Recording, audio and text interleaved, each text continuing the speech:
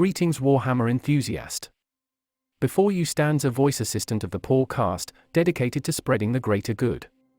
If you find this information useful, please do not hesitate to leave a like and subscribe. Together, we shall explore the depths of the Warhammer universe and share in its wonders. In previous episodes, we delved deep into the tragic fall of Cadia and bore witness to the intense skirmishes that raged during the 13th Black Crusade. The Great Rift, also recognized by many within the Imperium as the cicatrix maledictum, is an immense chain of warp rifts that has forever altered the landscape of the galaxy. Its sudden emergence not only divided the mighty Imperium into two, but it also heralded countless conflicts and wars on virtually every world within the Emperor's vast domain. This catastrophic occurrence was paralleled by an event called the Blackness, a time when many of the Imperium's planets found themselves isolated and besieged by the malevolent forces of chaos. The very fabric of reality and warp space twisted and intertwined in such a manner that conventional warp travel and astropathic communications became perilous endeavors, if not entirely impossible in some regions. Such was the magnitude of this tempestuous warp storm that it began to distort the very essence of reality. Time itself became a malleable force, affected by the storm's overwhelming presence.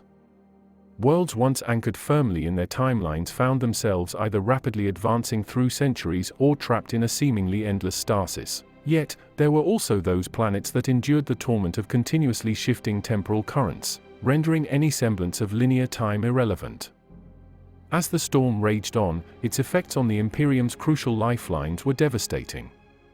The beacon of the Astronomicon, a guiding light for countless Imperial vessels navigating the treacherous seas of the warp, was obscured. This hindered not just interstellar travel, but also rendered astropathic communications, a vital link between the myriad worlds of the Imperium, unusable. With this disruption, the Imperium found itself in disarray, isolated and vulnerable. To make matters worse, this surge in chaotic energy beckoned vast legions of daimons.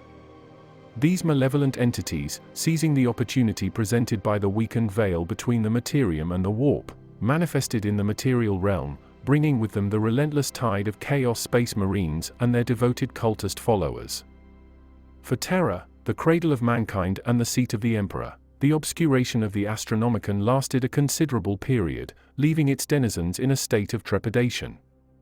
And while on other planets, the blinding effects of the blackness lasted for varying durations, there lingered a fear that some corners of the galaxy might still be trapped within the suffocating embrace of the Noctis Aeterna. In the aftermath of the cataclysmic events at Cadia, Abaddon the Despoiler, Chaos Warmaster and Orchestrator of Devastation, was approached by his sorcerers with a revelation. They had divined a prophecy, one that spoke of a potent device, a game-changer held by the tech priest Belisarius Call. This instrument held the potential to dramatically shift the balance of power in the ongoing war. Along with this revelation, Abaddon was told that Call was not alone. Having escaped the ruin of Cadia, the tech priest was now under the protection of the enigmatic Eldar, and was moving through the webway with the fortress world of Macragge set as their destination. Recognizing the weight of this information and determined to thwart any potential advantage the Imperium could gain, Abaddon swiftly mobilized a formidable fleet of Chaos Space Marines. Their objective, intercept and halt Call before his plans could come to fruition. Ultramar, the star-spanning realm of the Ultramarines, was to be their battleground. Emerging from the eldritch corridors of the webway, the beleaguered Imperial survivors, under the protective aegis of Saint Celestin, Marshal Amalrich and Inquisitor Greyfax, found themselves on the sacred soil of the shrine world of Lapis, located within the Macragge system. By their side, in a fragile alliance born of necessity, stood their Eldar allies. The union of these traditionally antagonistic forces might have been unthinkable under normal circumstances, but the dire of the situation made for strange bedfellows. The Black Legion, ever the vanguard of Abaddon's wrath, had been caught off guard by this unexpected emergence. Together, the combined might of the Imperials and Eldar quickly secured the vicinity of the webway portal from the disarrayed Black Legion. Their immediate threat handled, the Allied force then turned their attention to a besieged Ultramarines fortress in the vicinity. The skies above the fortress were aflame as Heldrakes, demonic entities fused with aircraft, wreaked havoc. Yet, under the divine guidance of Saint Celestin, They managed not only to repel these monstrous entities but also to persuade the Ultramarines inside to grant them passage to Macragge. It was evident that Khorne's plan was of paramount importance. However, having ensured the safety of their Imperial allies, most of the Inari, the faction of the Eldar that had assisted, chose to retreat into the webway. Only Yvraine and the Vizarch remained behind, their roles in this unfolding drama yet to be played out. As the strike cruiser pierced the atmosphere of Macragge, the scene that greeted the Imperial forces was one of pure, chaotic warfare. The resplendent capital of Ultramar, a beacon of Imperial might and order, was now a raging battleground. The skies were aflame with the battle between the Ultramar defense fleet and the combined might of multiple Chaos Legions. The Black Legion, Iron Warriors, the Purge, and the Sinister Night Lords had all converged, their malicious intent evident, to bring Macragge to its knees. The Imperial forces, undeterred by the odds stacked against them, expertly navigated through the perilous orbital blockade. Their objective was clear: reach the surface and make haste to the fortress of Hera. As they landed and made their way to the fortress, they discovered it was not just under siege, but at the epicenter of the chaotic maelstrom. Within the fortress's hallowed walls, they were greeted by the stoic figure of Marneus Calgar, the esteemed chapter master of the Ultramarines, along with his senior officers. They stood resolute, coordinating the defense of their homeland, but the dire circumstances were evident in their battle-worn appearances. However, the arrival of Belisarius Cawl brought a shift in the atmosphere. The ancient tech priest had a revelation that both astounded and angered the Ultramarines. He wished to see the comatose body of their revered Primarch, Roboute Guilliman. This audacious request was met with immediate suspicion and hostility. How could they trust this outsider with their most sacred charge? Yet, Cawl was prepared for this. With an air of solemnity, he unveiled his truth. He had been alive for millennia, and his life's purpose had been set by none other than Guilliman himself. Before the Primarch's tragic confrontation with Fulgrim, he had tasked Cawl with an almost impossible mission: to find a way to bring him back from the brink of death. The revelation was accompanied by tangible proof. Cawl presented a marvel of engineering, a new suit of power armor designed specifically for Guilliman. This wasn't just any armor, it had the capability to regenerate the Primarch's grievous wounds. Alongside the armor, Cawl had also forged a new weapon for the Primarch, embodying both strength and purpose. Yet, even with this armor, Cawl could not accomplish the task alone. It was Yvraine, the enigmatic Eldar figure, who was the final piece of this intricate puzzle. With her unique abilities, she could work alongside Cawl to restore the Primarch to his former glory. Though tensions were high, the wise librarian Tigurius stepped in, voicing his support for Cawl's proposal. His endorsement, coupled with the desperate situation outside the fortress walls, swayed the Ultramarines. With a mix of reluctance and hope, they granted Cawl and his entourage access to the sacred shrine of Guilliman, where the fate of the Imperium's son would be decided. Within the sacred confines of the shrine of Guilliman, Belisarius Cawl worked fervently, a master craftsman intent on his task. The ancient machinery whirred to life, cables and arcane instruments moved with a choreographed precision, dancing around the comatose form of the Primarch Roboute Guilliman. Time was against them. Every second mattered. Outside, the tempest of war raged with increased fury. The Black Legion, realizing the gravity of the moment, launched a ferocious and final assault on the shrine. Determined to prevent the return of the Primarch, they pressed their advantage, seeking to breach the hallowed halls and snuff out the beacon of hope for the Imperium. Leading the defense was Chapter Master Marneus Calgar, a figure of legend and valor. At his side stood the radiant Saint Celestine, her wings gleaming even in the midst of chaos. Along with them, the Grey Knight's Third Brotherhood, led by the formidable Grand Master Voldus, readied their psychic might against the impending darkness. The roar of engines filled the air as 10 Dreadclaws, the ominous drop pods of the Black Legion, hurtled from the skies. They crashed with thunderous force, their hulls splitting open to release a torrent of Black Legionnaires, hell-bent on desecration. The ensuing battle was ferocious, with both sides entangled in a deadly dance. The floor of the shrine became slick with the blood of both the fallen Astartes and the invaders. Despite the valiant efforts of the Imperial defenders, the sheer number of Black Legion Chaos Space Marines began to take its toll. Slowly but steadily, they began to push the defenders back, the hope of victory fading with each step. But then, a moment that would echo through the annals of history took place. A radiant light, brighter than 1,000 suns, exploded from the inner sanctum of the shrine. The ground trembled, and a roar, both fierce and triumphant, echoed through the walls. Emerging from the brilliance was none other than Roboute Guilliman, the Primarch restored.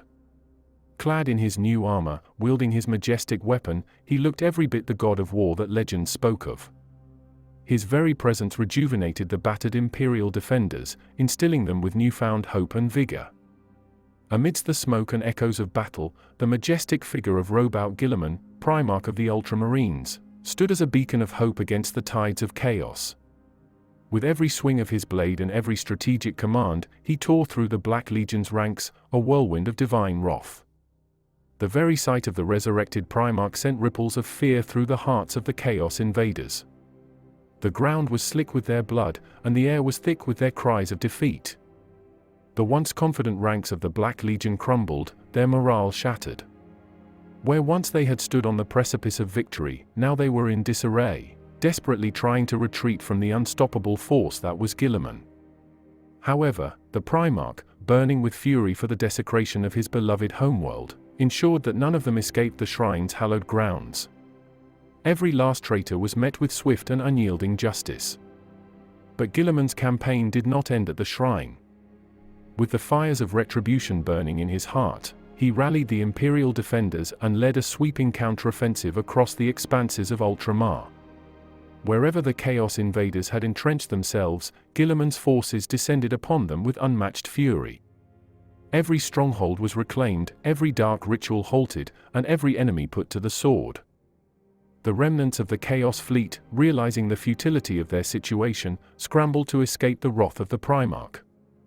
Their invasion, which had once seemed so promising, now lay in ruins, and they fled Ultramar's borders, their dark ambition thwarted by the might of a single, legendary figure. In the relative calm that followed the storm, Guilliman found himself in a world vastly different from the one he once knew. The Imperium, the grand design of his father, the Emperor, had transformed over the millennia. What was once a beacon of progress and unity had devolved into an empire mired in decay, superstition, and internal strife. In the aftermath of the great battle that rid Macragge of Chaos invaders, Roboute Guilliman, the recently reborn Primarch of the Ultramarines, wasted no time in organizing a grand war council. He wanted to understand the current state of the Imperium he once swore to protect. The council's report painted a bleak picture, one that left the Primarch disillusioned and deeply troubled by the rot that had set into the heart of his father's dream. Seeking counsel and reflection, Guilliman retreated into his private quarters, accompanied by the most trusted figures in the Imperium. With him were Marnius Calgar, Tigurius, Voldus, Saint Celestin, Greyfax, and the enigmatic tech priest, Belisarius Call. For 4 days, the chamber's doors remained sealed as fervent discussions, debates, and plans unfolded within. When the doors finally opened, Guilliman emerged with a proclamation. He would set course for Terra, the cradle of humanity and the seat of the Imperium's power. Only from there could he hope to steer the vast empire back on course. To mark the occasion, Macragge witnessed one of its grandest parades, a spectacle that unveiled the reborn Primarch to the multitudes who had come to see this living legend. News of Guilliman's revival spread like wildfire. From the far reaches of Ultima Segmentum, a wave of support swelled in his direction. Reinforcements from renowned chapters like the Raven Guard, Space Wolves, White Scars, and Dark Angels poured in. Other chapters, the likes of the Mortificators and Nova Marines, rallied to his banner. Guilliman's forces were not just limited to Astartes, fresh contingents from the Imperial Guard, Imperial Navy, the Mechanicus, the Zealous Sisters of Battle, Noble Knight Houses, and the mighty Titan legions bolstered his numbers. The collective might of the Imperium stood united, ready to embark on this journey with their Primarch. But as the momentum for Guilliman's mission grew, so did the disturbances in the warp. The rebirth of a Primarch, a being of immense power and significance, did not go unnoticed by the denizens of Chaos. The dark gods themselves were roused, and the entire fabric of the warp was cast into turmoil. The great game, the eternal struggle between the chaos gods, intensified. Demonic legions, frenzied by the upheaval, waged war against each other with renewed fury.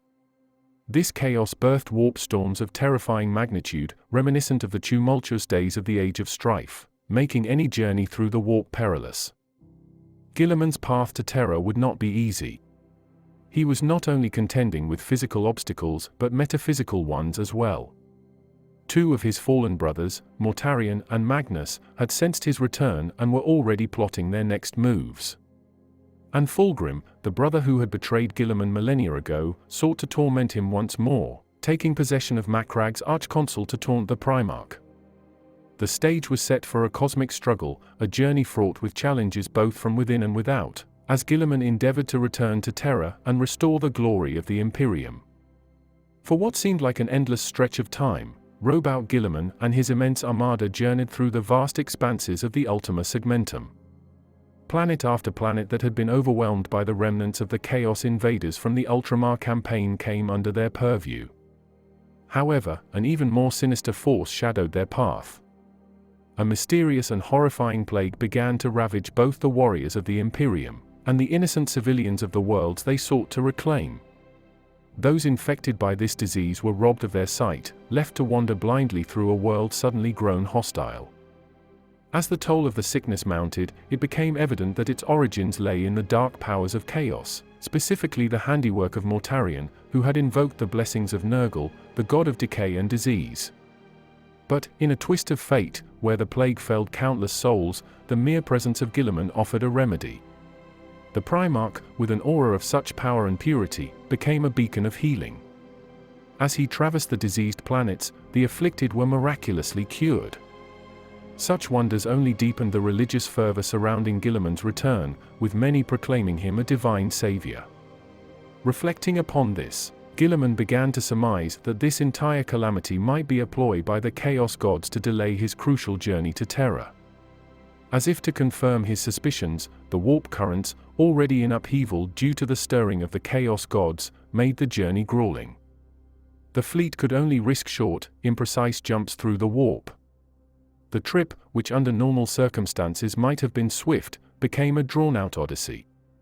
Yet, the greatest challenge awaited them at the edge of the maelstrom. Emerging from the ether was a vast enemy fleet, at the helm of which stood a towering figure of psychic might, Magnus the Red. His Thousand Sons Legion filled the void, ready for battle.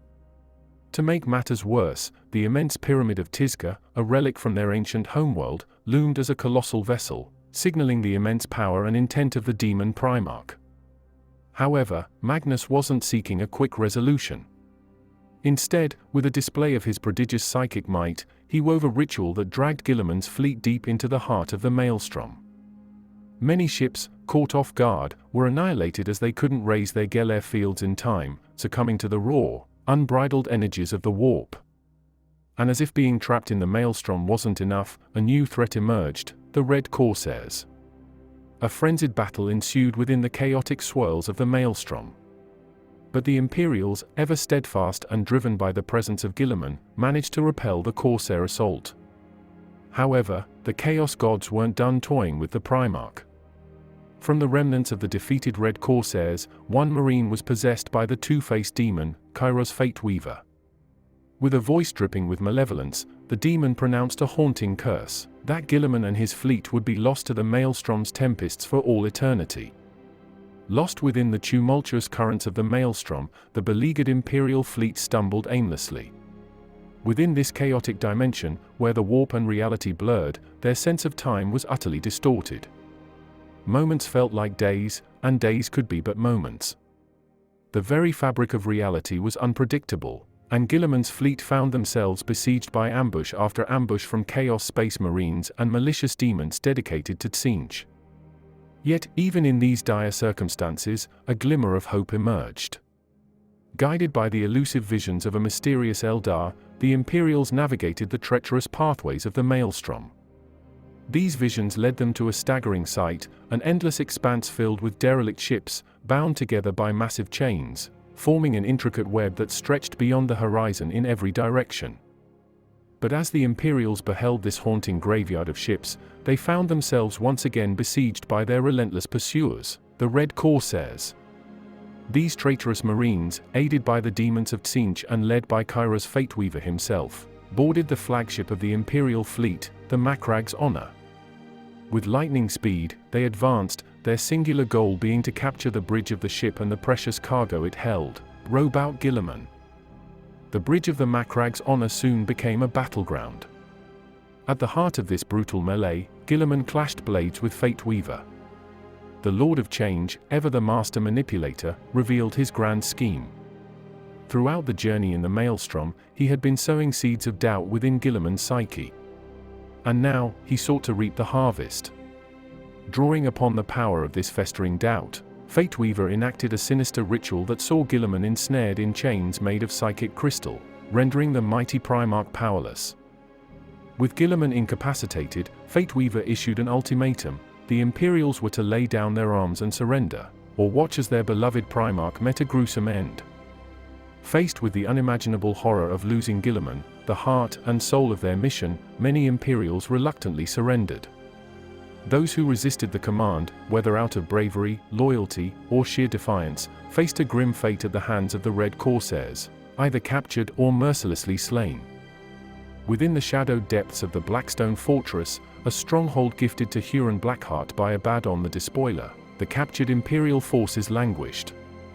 Kyra's Fateweaver, in his ever-enigmatic manner, declined to kill his captives, speculating that they might serve some future, arcane purpose. This decision, however, sparked dissent amongst the forces of chaos. Skarbrand, an embodiment of Khorne's boundless rage, led a violent Khornate legion in a fierce assault upon the fortress. They hungered for the blood of Guilliman and his followers. But in the midst of this internecine chaos conflict, an unseen force navigated the fortress's winding halls with silent, deadly purpose. Emerging from the darkness, the fallen angels led by the enigmatic Cypher, aided in freeing the imprisoned Imperials. To the surprise of many, the Eldar Harlequin Salandri Veilwalker was also revealed to be among these unlikely saviors. It was her ethereal visions that had previously provided guidance to Guilliman within the Maelstrom's tumultuous currents. Trusting in this unlikely alliance, the rejuvenated Imperials staged a daring breakout. They systematically liberated their brethren held in the fortress's darkest cells, and with each successful skirmish, their numbers swelled. They didn't stop at just liberating their forces. The Imperials retook their previously captured vehicles, tanks, and ships, which the Red Corsairs had commandeered. Equipped and driven by a newfound sense of purpose, the combined forces of Imperials and their enigmatic allies made a desperate dash toward the webway portal from which Cypher and Veilwalker had emerged. But the journey was far from easy. The demonic armies of Khorne and Tzeentch, in a rare moment of accord, temporarily set aside their fierce rivalry to unite against the escaping Imperials. The situation seemed dire, but the sudden, spectral intervention of the Legion of the Damned shifted the balance, giving the beleaguered escapees a fighting chance. Nearing the webway portal and the promise of freedom it represented, the forces were met by the mighty Skarbrand. In a climactic confrontation, the formidable bloodthirster descended upon Guilliman. The outcome might have been grim, had it not been for the valiant Black Templars Marshal Amalric. In a moment of selfless heroism, Amalric managed to pierce the heart of the bloodthirster with his blade.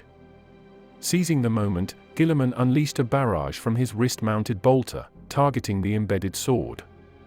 The resulting explosion shredded Skarbrand. With their formidable adversary vanquished, Guilliman and the remaining survivors crossed through the webway portal, leaving behind the dark halls of the Blackstone Fortress and its nightmarish denizens. In the shimmering, arcane corridors of the webway, a realm existing between the Materium and the Immaterium, the Imperials and their newly found Eldar allies were once again confronted by the malevolent forces of chaos. Magnus Thousand Suns, guided by the arcane insights of their sorceress Primarch, relentlessly pursued their quarry. They were eager to exploit any breach in the webway, seeking a chance to flood terror with their malevolent presence. Roboute Guilliman, ever the strategist, swiftly surmised the intent behind Magnus' relentless pursuit. The crafty demon Primarch hoped to manipulate the Eldar into inadvertently opening a gateway to Terra. However, Guilliman and Salandri Veilwalker, with their combined acumen, set their sights on a different exit, the webway portal leading to Luna, Terra's moon. Yet, the journey was fraught with danger. The Thousand Suns, armed with arcane might and baleful intent, harried the combined forces of the Imperials and Eldar, engaging them in skirmishes and confrontations within the webway's labyrinthine passages. But, with a mix of resilience and guile, the Imperials and Eldar reached the lunar portal. Emerging from the webway onto Luna's desolate surface, they found themselves momentarily free of pursuit. But this respite was short-lived. Before the Eldar could seal the gateway and shut out the pursuing Thousand Suns, the portal burst open, revealing Magnus the Red in all his malevolent majesty, leading his Thousand Suns in a fresh assault. The tranquil plains of Luna became a battleground. Once familial bonds were forgotten as Guilliman clashed with Magnus in a duel that seemed to shake the very fabric of reality. Though the might of the demon Primarch, bolstered by his psychic prowess, initially overwhelmed Guilliman, hope emerged from the skies. The timely arrival of Battlefleet Solar, flanked by the stoic Imperial fists, the Silent Sisters of Silence shifted the tides of battle. Magnus, once dominant, found his psychic powers dampened by the null field emanating from the Sisters of Silence. This unexpected turn provided Guilliman with the opening he desperately needed. With a decisive thrust, his sword pierced the demon Primarch's ethereal form. Magnus, sensing the tide had turned against him, retreated, his form dissipating back into the webway as Veilwalker closed the gateway. As silence once again settled on Luna's surface, the remnants of the Thousand Suns and the Eldar faded from reality, leaving behind the Imperials to take stock of their hard-fought victory. The shattering of Cadia and the rebirth of Roboute Guilliman had marked a profound shift in the galaxy's balance. With the creation of the Great Rift, a devastating tear in the very fabric of reality, the Imperium was fractured, casting vast portions of it into tumultuous chaos. Travel and communication through the warp, lifelines for the vast expanse of the Imperium, were disrupted by the phenomenon known as the Blackness. The forces of chaos, revitalized and relentless, surged from this tear, laying waste to countless worlds. Even Terra, the very cradle of humanity and the heart of the Imperium, felt the sinister touch of these dark gods. For the first time in millennia, with the beacon of the Astronomicon compromised, warp storms manifested in the skies above Terra, casting their ominous glow on its historic landscapes. As the storms raged, a contagion of madness spread across Terra like wildfire. Vast swathes of the population, racked by hunger, despair, and the corrupting energies of the warp, descended into chaos. The once proud streets echoed with the cries of the damned, and the iconic architecture was defiled, with sacred sites converted to profane altars dedicated to the ruinous powers. Though the Imperial Palace stood defiant, a beacon of order amidst the anarchy, its surroundings transformed into battlegrounds. The Arbites and Terra's own Imperial Guard, though valiant, were overwhelmed by the sheer magnitude of the descent. Even when the legendary Custodes and Imperial Fists sallied forth from the palace's walls, their indomitable might could not fully turn back the tide of corruption and madness.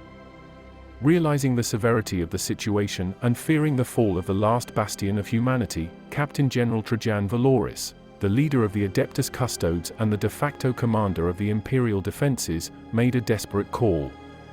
He rallied the scattered and beleaguered Sisters of Silence, those few left who wielded the power to negate psychic abilities and thereby halt the warp's influence. Additionally, he sent a desperate plea for reinforcements to the Titan, hoping that with their combined might, Terra might yet be saved from the encroaching darkness. The blood god Khorne, ever thirsty for violence and eager to assert his dominance over his fellow chaos deities, saw an opportunity to unleash his wrath upon Terra. The hive cities of this once mighty planet, already teetering on the edge of chaos, became scenes of unspeakable atrocities. Chaos cultists, driven by fanatical devotion to their brutal god, took control of vast areas. Guardsmen, defenders of the Imperium, were mercilessly slaughtered, their still-beating hearts offered up as trophies to the ever-watching blood god. From the tempestuous warp storms that raged over Terra, an overwhelming force emerged, 88 demonic cohorts, roaring with anticipation of the bloodshed to come. Their target was clear, the Imperial Palace. Their focus sharpened upon the Lion's Gate, a testament to humanity's past glory and present resilience. The ancient defenses of the palace, despite a millennia-long slumber, awoke to meet this new challenge. The massive walls, weapons, and shields hummed to life. Yet, against such a vast and furious demonic onslaught, even these marvels of engineering showed signs of strain. The battlefield was a sight to behold. Captain General Trajan Valoris, leading an army of nearly 4,000 custodes, fought with unmatched valor. Beside them, the enigmatic Grey Knights stood as bulwarks against the warp-spawned abominations. But even their combined might was insufficient to stem the tide, and many brave souls met their end. Just as hope seemed dimmest, a beacon of resilience and strength arrived. Roboute Guilliman, recently reborn and bearing the title of Lord Commander of the Imperium, descended upon the battlefield. Fresh from his recent clash with Magnus the Red, he led a formidable force, a fusion of the new Primarch Space Marines and their older brethren. Alongside them, the remaining Custodes and the Psychic Nullifying Sisters of Silence joined the fray. Their arrival, precise and powerful, halted the demonic onslaught in its tracks, turning the tide of the battle and safeguarding the Eternity Gate. The Blood God's rage at the news of his army's failure was titanic. The 8 bloodthirsters, generals of his assault, found themselves obliterated by their master's fury, a clear sign of his monumental displeasure. After the tumultuous battle had settled, the air around the Imperial Palace was thick with tension and expectation. The war-scarred land bore witness as Roboute Guilliman, Primarch of the Ultramarines, descended upon the palace grounds. He was an imposing figure, carrying with him the weight of a galaxy at war and the hope of an embattled humanity. As his boots touched the golden steps leading to the palace, he was met by Shield Captain Adronitus. The two exchanged a tense stare, each assessing the other, with Guilliman's unwavering gaze eventually breaking the silence. He sought an audience with the Emperor, a demand that held in it both reverence for the master of mankind and the urgency of their dire situation. Adronitus, while respectful of the Primarch's stature, was bound by his sacred duty to protect the Emperor. After a brief pause, he stipulated that Guilliman could proceed, but only if he entered the Emperor's sanctum alone. The vast halls echoed with the steps of the lone Primarch as he approached the Eternity Gate. Outside, the Custodes, ever-vigilant guardians of the palace, moved swiftly to arrest Cypher and his enigmatic band of fallen. Their motives had always been shrouded in mystery, and they would not be allowed to roam freely within the sacred confines of the palace. Time seemed to stretch endlessly. For a full day, the palace waited with bated breath. Whispers and murmurs filled its halls, speculating on the nature of the Primarch's conversation with the Emperor. What words could they possibly exchange after so long, and under such dire circumstances? When Guilliman finally emerged from the chamber, his demeanor had shifted. There was a newfound determination in his stride, a clarity of purpose that radiated from him. He wasted no time and summoned the High Lords of Terror, the bureaucratic and political elite of the Imperium. Before this assembly, in the vast throne room of the palace, he made a profound declaration. He would assume the mantle of Lord Commander of the Imperium. He spoke to them, not as a ruler to his subjects, but as a leader rallying his forces for the trials ahead. The galaxy was at a precipice, and they were the last bulwark against the encroaching darkness. With a solemn tone, Guilliman laid out his vision. He spoke of a reorganized Imperium, more efficient, united, and formidable. The war was far from over, but under his leadership, humanity would face its challenges head-on, determined to survive and thrive. In the wake of his momentous meeting with the Emperor in the throne room of the Imperial Palace, Roboute Guilliman voiced the pressing need for the Indomitus Crusade. Whispers and murmurs surrounded this decision, with some speculating that the very inception of this idea had come from the Emperor himself, making it divine will rather than just a strategic move. The logistics of launching such a vast crusade were daunting. Resources had to be pulled from multiple planets known for their immense production capabilities. Terra, Mars, Jupiter, Armageddon, Bastrafol, and Shunjin were among the worlds that bolstered this enormous endeavor. In a bold and somewhat controversial move, forces were also retracted from certain systems in the Imperium Sanctus that had been rendered nearly unsustainable due to the catastrophic aftermath of the Great Rift. This decision wasn't without its consequences. Resentment brewed among the ranks, leading to multiple mutinies by forces that were reluctant to abandon their strategic posts. Despite these setbacks, the withdrawal successfully equipped the burgeoning Crusade fleets, which assembled in strategic systems like Sol and Gehenna. The military muscle behind Guilliman's campaign was awe-inspiring. Troops from more than a dozen illustrious Space Marine chapters, led prominently by the Imperial Fists, joined forces. This vast army included the Imperial Guard, Mechanicum, Custodes, Sisters of Battle, the Imperial Navy, Scitarii, Legio Cybernetica, Collegia Titanica, and Knights. A select group of Sisters of Silence also took part, alongside the newly minted Primarch Space Marines, the brainchild of Archmagos Belisarius Call. Navigating through the warp became a high-risk endeavor due to the chaos sown by the Great Rift affecting the Astronomicon. As a result, the Indomitus Crusade had to tread cautiously, limiting themselves to short, calculated jumps through the warp. The early stages of the Crusade bore witness to significant achievements. The Grey Knights, for instance, managed to purge the demonic presence from Jupiter's moon, Ganymede, subsequently establishing it as a formidable hub fortress for the Crusade. The initial focus was clear: reclaim warp nexuses surrounding Terra. This was imperative as Abaddon and his forces had besieged 8 of these nexuses, aiming to isolate the throne world from its allies. As the Imperials battled to wrestle back control of the nexuses, they found themselves forced to use alternative, riskier warp routes. Guilliman had meticulously charted out the Crusade's course. Fleet Tertius, led by the astute Fleetmaster Cassandra van Lescus, was to spearhead the capture of the world of Olmec in Segmentum Solar. Concurrently, Fleet Quintus, under Fleetmaster Tronian Prosorius, was assigned to penetrate southern Segmentum Solar and reach Les Ira.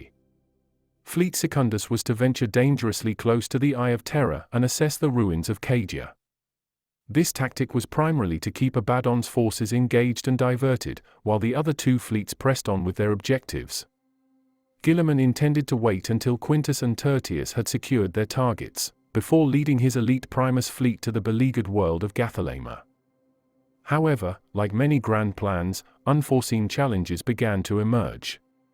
Fleet Quintus faced a multitude of problems, from logistical nightmares to outbreaks of disease and instances of sabotage. To make matters worse, Chaos forces stormed out of the Eye of Terror, targeting the critical world of Hydrafa. This urgent threat forced Fleet Tertius to reroute from Olmec and rush to defend the Segmentum fortress. With his initial strategy unraveling, Guilliman found himself recalibrating his approach, ready to navigate the unpredictable tides of war. Roboute Guilliman, having already recalibrated his approach, pressed forward with renewed vigor. Fleet Tertius, under the command of Fleetmaster Cassandra van Lescus, sprang into action, capturing Olmec and clashing with the formidable Cornate Crusade of Slaughter in the Sol system. The fleet's journey did not end there. It traversed the Segmentum Pacificus, subsequently making its way into Segmentum Tempestus. Not far behind, Fleet Secundus embarked on its quest. It was a sight to behold, with the battle sisters from the Order of the Ebon Chalice and the Order of Our Martyred Lady leading the charge. Their journey led them to Segmentum Obscurus, where they would face the hordes of chaos in a campaign that would come to be known as the Road of Martyrs. Then came the turn of Fleet Primus, commanded by none other than Guilliman himself. Accompanying him were the formidable Primarch Space Marines of the Ultima founding Grey Shields, and the ingenious Archmagos Belisarius Call aboard the mighty vessel, Zarquezita. This fleet's approach was different. Instead of following a single path, it branched out into various spearheads, each moving away from Terra. And wherever they reached, the tides of battle turned in their favor, driving back heretics and Xenos threatening humanity. Their mettle was proven in their first significant triumph at the Battle of Gathalema. Fleet Quintus, facing delays and setbacks, eventually took to the stars but found that Fleet Tertius had already reached and secured the objective at Les Ira. However, shrouded in secrecy and mystery was Fleet Septimus, the 7th of the Indomitus Crusade fleets. Unlike its counterparts, which mustered around the Sol system, this fleet's gathering point remained undisclosed, known only to Guilliman and a select few. Rumors swirled around Fleet Septimus, with tales of onyx-chased servo skulls flitting about in the shadows, clutching high-clearance data scrolls. With each fleet's progress, the Indomitus Crusade carved a victorious path through star systems. Demonic forces were repulsed from Gathalema, Drogo's system, and Talon. In the Ihorn reaches, the formidable brass tyrant met its downfall.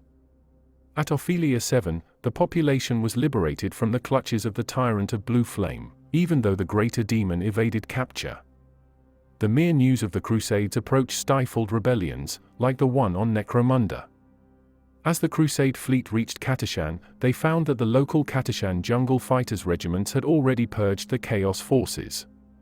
This planet became a significant halt for reinforcements and resupply, and surprisingly, despite their significant battles and losses, the Indomitus fleet left Katashan even stronger and larger than it had been upon its departure from Terra.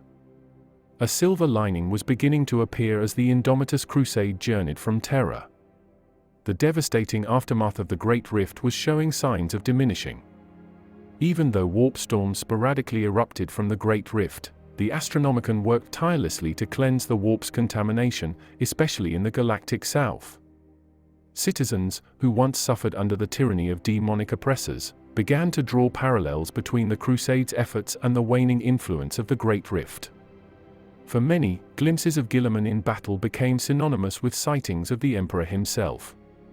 Word of the Primarch's deeds and the Crusade's victories spread like wildfire across the galaxy, instilling hope and reigniting the spirits of the beleaguered Imperium. The path of the Indomitus Crusade was not without its obstacles. As it journeyed through the galaxy, the Crusade encountered several worlds that had been consumed by darkness and corruption. On some planets, the damage was irreparable. For Guilliman, these worlds presented a difficult decision. The Hive world Bunda, and the Cardinal world of Glorifia were among the unfortunate planets that were so tainted that they had to be subjected to exterminatus, a decree of utter annihilation. Terra Secundus presented another formidable challenge. The Crusade fleet found itself ensnared by the cunning of the Alpha Legion, faced with ambushes and crippling malfunctions that had been orchestrated as part of a grand trap. Every tactical analysis suggested an imminent disaster. Despite the weight of such a decision, Guilliman recognized the peril and ordered a retreat, opting to bypass the entire Primogenesis system. A prolonged conflict would have only drained their resources and time, both of which were in short supply. Yet, even with such setbacks, the darkness revealed just how deeply the tendrils of chaos had taken root. As the Crusade progressed, it discovered countless systems where untold numbers of Imperial citizens were enslaved by the malevolent will of the Chaos Gods. Each revelation was a new wound on Guilliman's spirit, a reminder of how much had been lost during his long slumber. Knowing he could not secure the galaxy alone, Guilliman sought to extend the Crusade's reach into the vast, uncharted expanse of the Imperium Nihilus. This ambition would require forging alliances. Turning his gaze to Fenris, home of the Space Wolves, he hoped to enlist their aid in stemming the tide of a looming Orc threat. Meeting Logan Grimnar, the chapter master of the Space Wolves, was not without tension. Mistrust hung in the air, a byproduct of ancient feuds and differing ideologies. Yet, over time and through negotiation, an accord was struck. In exchange for committing to battle the Orcs and ensuring Terra's safety, the Space Wolves would receive reinforcements in the form of the new breed of warriors, the Primarch Space Marines. While the Crusade pushed forward on the galactic front, the monumental effort of arming and reinforcing its ranks continued unabated. Archmagos Belisarius Call, the mastermind behind the Primaries project, had his automaton workforce operating tirelessly. Within the bowels of the colossal ship, Zarquesitor, vast chambers came alive as thousands of Primarch Space Marines were awakened from stasis. Some were to become the foundation of entirely new chapters, while others would reinforce the existing ones. A memorable moment came when the Crusade reached Arwynn's world. Here, they clashed against the formidable demon Prince Raxa and his demonic legions. Emerging victorious, the weary but unyielding Crimson Fists received a much-needed boost with Primary's reinforcements. The fascinating part was the origin of these new warriors. Caul had sourced his raw material from the warriors of ancient Terra, some of whom had been preserved since the times of the Great Crusade. Remarkably, a few among these newly awakened Primaries Marines possessed memories of having witnessed the legendary Rogal Dawn. This blend of old and new was symbolic of the Crusade itself and was repeated as the Crusade reached other key planets such as Baal, Chagores, and the domains of Ultramar. In the wake of its initial victories, the momentum of the Indomitus Crusade began to wane.